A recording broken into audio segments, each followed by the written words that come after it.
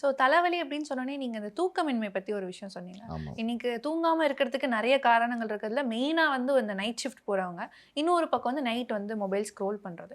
So இந்த மாதிரி habits வந்து எந்த அளவுக்கு வந்து சீரியஸ் கான்சிக்வன்சஸ் கொடுக்குது? இது நிறைய பேர் சொன்னது தான். சிம்பிளாக சொல்லணும் அப்படின்னா, எப்போவுமே பிரைட்டாக இருக்கிற வரைக்கும் நம்ம பிரெயின்லேருந்து ஸ்லீப்க்கான எந்த வித என்சைம்ஸுமே செக்ரேட் ஆகாது. பிரைட்னஸ்.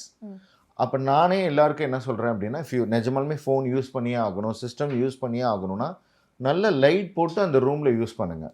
ஒரு ஒரு ஜோன் கொடுங்க. அந்த இடத்துல வந்து டார்க் ரூமில் தான் ஸ்லீப் வரும்.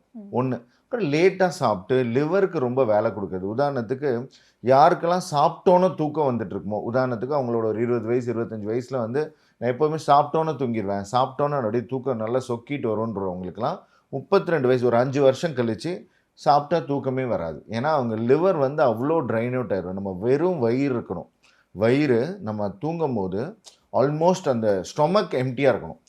இந்த ஸ்டொமக் எம்டியாக இருக்கிறப்ப நம்ம பித்தத்துலேருந்து வர அந்த திரவம், பித்த திரவம் எம்டி ஸ்டொமக்குள்ளே படணும்.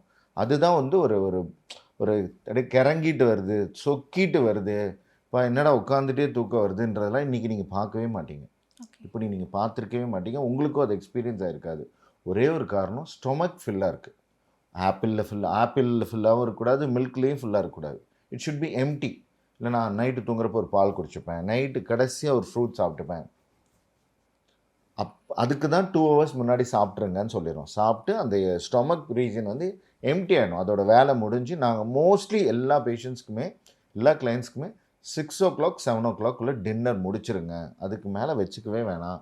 ஒரு 8 o'clock கிட்ட ஒரு ஃப்ரூட்ஸ் மாதிரி எதாவது எடுத்துக்கோங்க.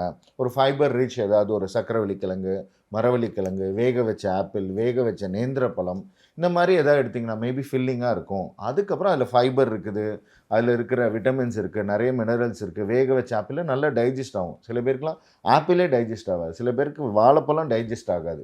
இன்றைக்கி அந்தளவுக்கு செக்ரீஷன்ஸ் யாருக்குமே இல்லை. ஸோ நம்ம 7 o'clock டின்னரை முடிக்க சொல்கிறோம். ஒரு 6 o'clock ஃபஸ்ட் ப்ரிஃபரன்ஸாக கொடுக்குறோம்.